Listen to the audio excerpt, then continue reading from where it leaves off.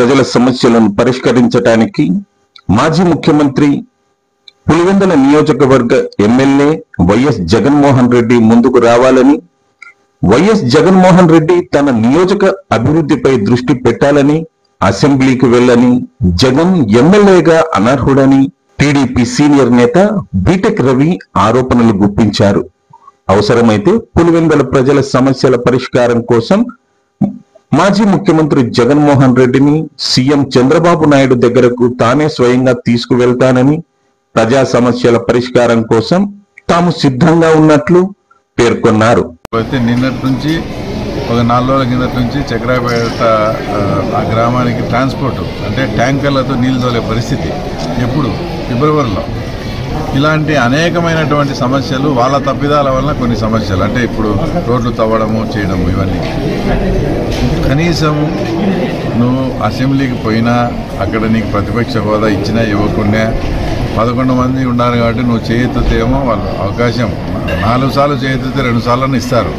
ఇచ్చినప్పుడు ఏదన్నా కానీ సమస్యలు నువ్వు ప్రస్తావించి అయ్యా మేము ఇట్లా ఏదో మళ్ళీ మేమే వచ్చామనుకొని కొన్ని ఇది చేసినాము, ఏదైనప్పటికీ ఆ పనులు అయితే పూర్తి చేయాల్సిన బాధ్యత గవర్నమెంట్ మీద ఉంది, మీరు తప్పకుండా చేయాలని ఆయన స్థాయిలో ఆయన అడిగితే చంద్రబాబు నాయుడు గారు తప్పకుండా స్పందించి మనకి ఏవైతే అత్యవసరంగా ఉన్నాయో పెండింగ్ పనులు చేసేదానికి అవకాశం ఉండిండేది.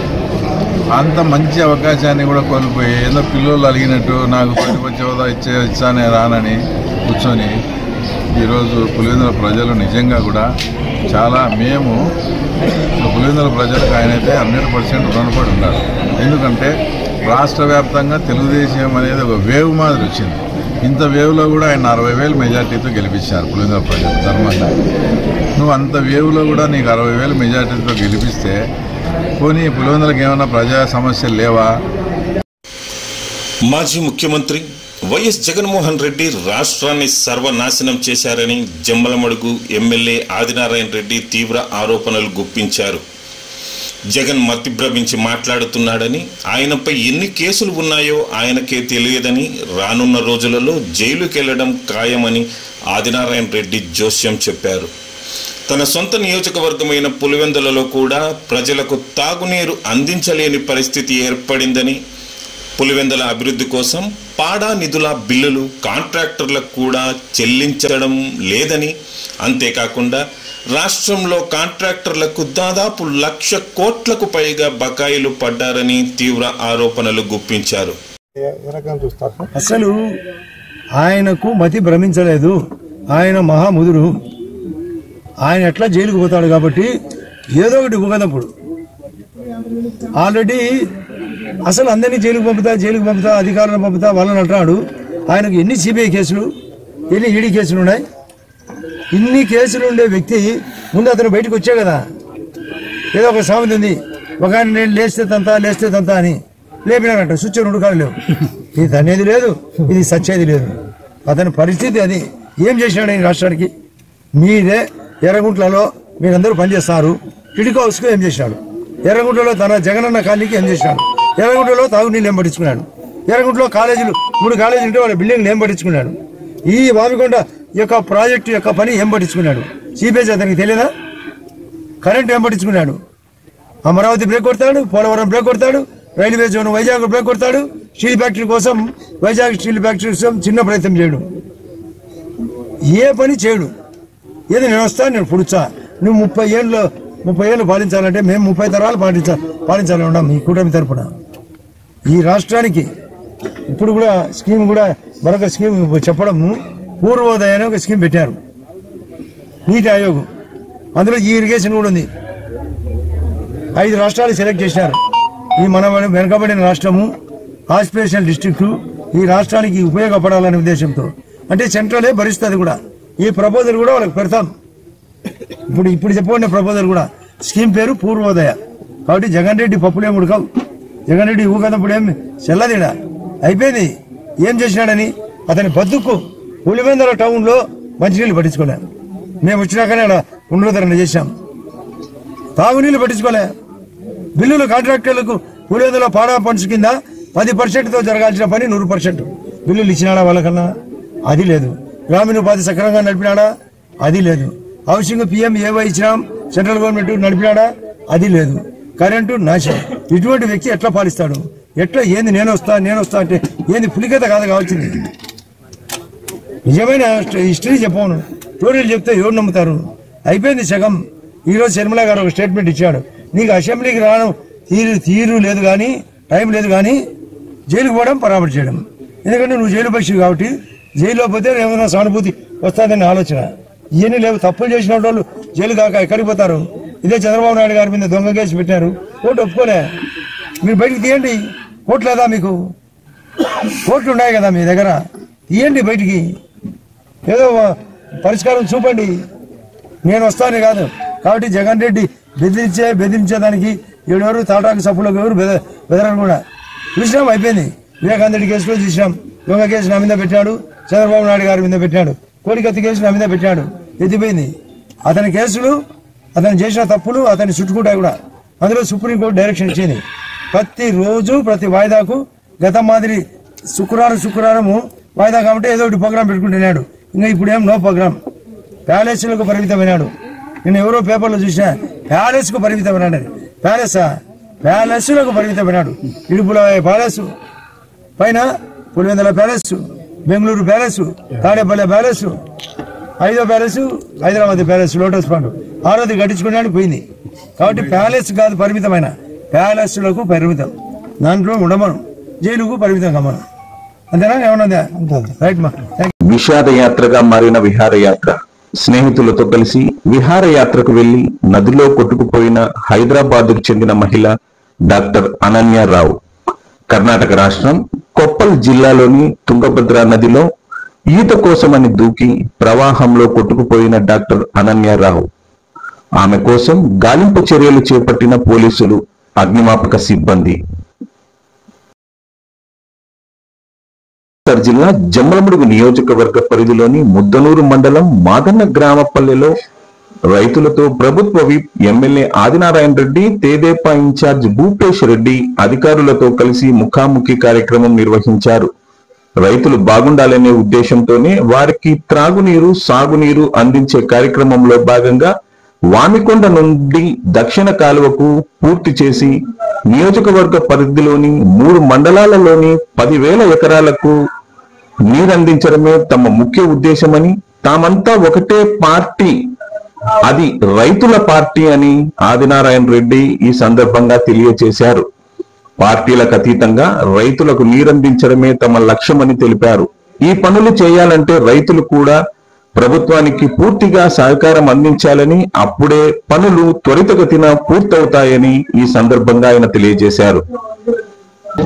మార్గం దొరుకుతుందనే ఉద్దేశంతోనే ఈ కార్యక్రమం.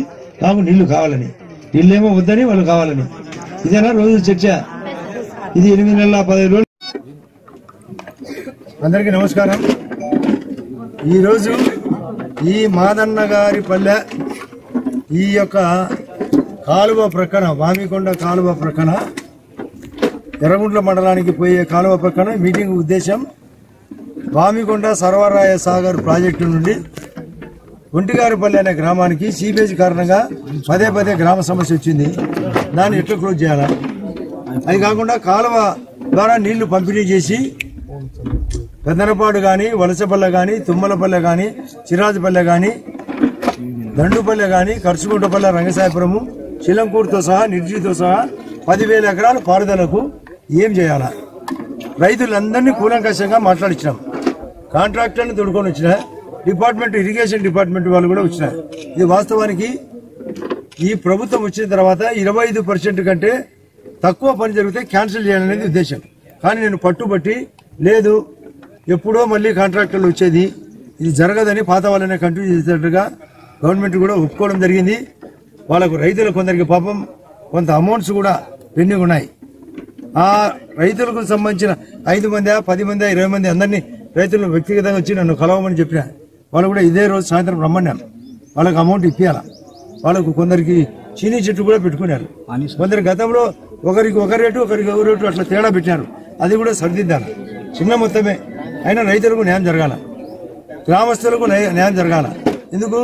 ఇది త్రాగునీరు కూడా సప్లైకి ఇదే కాలువ ఉపయోగపడుతుంది. నీళ్లు చెరువులకు నీళ్లు లింక్ అవుతాయి. కాలువల ద్వారా డైరెక్ట్ పారుదల ఒకవైపు చెరువుల ద్వారా మరొక వైపు ఇన్ని రకాలుగా ఈ బృహత్తర ప్రణాళిక ఉంది కాబట్టి ఇక్కడ మీటింగ్ పెట్టడం జరిగింది. గతంలో కలెక్టర్ గారు జితేంద్ర సింగ్ సెంట్రల్ మినిస్టర్ వచ్చినప్పుడు కూడా జువారీ ఫ్యాక్టరీలో కొందరు వినవించారు, మాకు వామిగొండ వాళ్లకు సీపేజ్ వస్తుంది, మాకు వద్దు ఈ నీళ్ళని. ఈ రైతులు మిగతా రైతులందరూ నీళ్లు కావాలని ఇద్దరిని సమన్వయం కోసమే మీటింగ్. దీన్ని కూలంకషంగా చర్చ పెట్టాం. నేను మళ్ళీ ఈ బడ్జెట్ కూడా క్లియర్ చేసేటట్టుగా కాంట్రాక్టర్లు కూడా బాధపడతారు, మా పాత బిల్లు రాలేదని. ఇందుకు పాత బిల్లు రాకుంటే ఏ కాంట్రాక్టర్ చేయడు, దేశ సేవ ఎవరు చేయరు. వాళ్ళకు కొంత ప్రాఫిట్ రావాలనేది ఉద్దేశం ఉంటుంది. వాళ్ళకు కూడా మిషనరీకి డబ్బు ఇవ్వాలా, వాళ్ళకు కూడా డీజిల్ పట్టుకోవాలా, వాళ్ళకు డ్రైవర్లకు జీతాలు ఇవ్వాలా, పాటా ఖర్చులు అవసరము. కాబట్టి వాళ్ళని కూడా దృష్టిలో పెట్టుకోవాలా. అటు కాంట్రాక్టర్లను డిపార్ట్మెంట్లతో సమన్వయం చేసుకుంటూ, రైతులతో సమన్వయం చేసుకుంటూ ప్రజలను ఏకం చేయాలనే ఉద్దేశంతోనే ఈ మీటింగ్. ఇది 100% సక్సెస్ చేసే బాధ్యత నాది.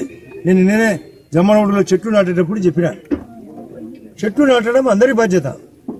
ఈ యొక్క జమ్మనోడు నియోజకవర్గం దేశంలో 4000 అసెంబ్లీలు ఉన్నాయి పైగా, అందులో ఇది 4లో ఒకటి కావాలని నా ఉద్దేశం. ఇది ఇండస్ట్రీ పరంగా, ఇరిగేషన్ పరంగా, ఇన్స్టిట్యూషన్ పరంగా, ఇన్ఫ్రాస్ట్రక్చరు, టూరిజం, వెల్ఫేరు అన్ని పోటాపోటీగా అయితేనే ఆ రేటుకు వచ్చేది. ఎమ్మెల్యే నంద్యాల వరదరాజులరెడ్డి నేతృత్వంలో కొత్తపల్లి పంచాయతీ శరవేగంగా అభివృద్ధి చెందుతోందని సర్పంచ్ కొనిరెడ్డి శివచంద్రారెడ్డి కొనియాడారు.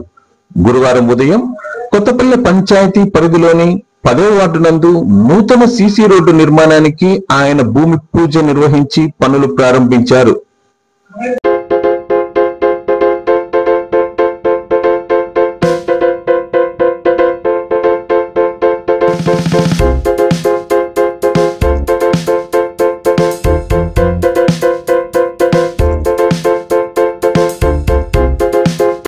ఈరోజు రుద్దుటూరు మండలం కొత్తపల్లె గ్రామ పంచాయతీలో ఎన్జిఓ కాలనీ 10వ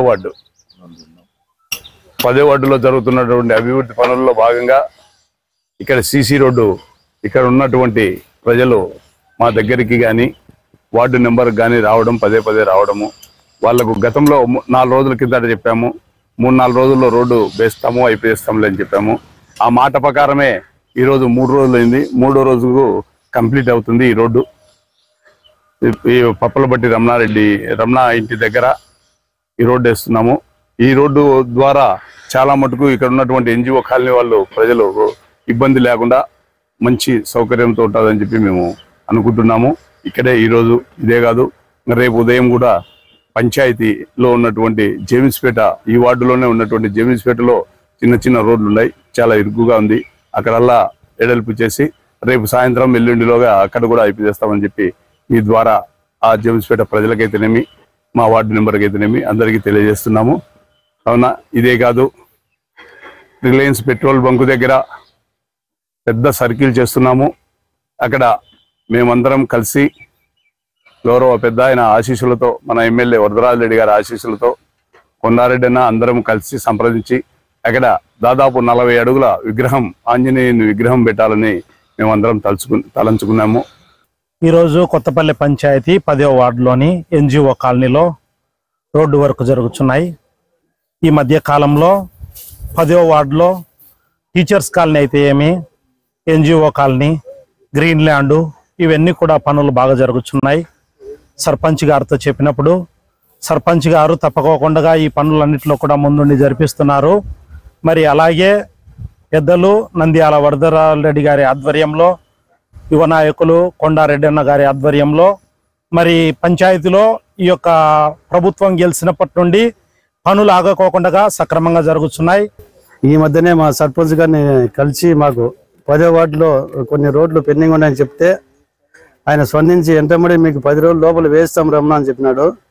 ఆయన చెప్పినట్టుగానే ఇప్పుడు 10 రోజులు కాకముందే ఎంతమంది మొదలు పెట్టి మాకు సీసీ రోడ్లోనే వేస్తున్నాడు.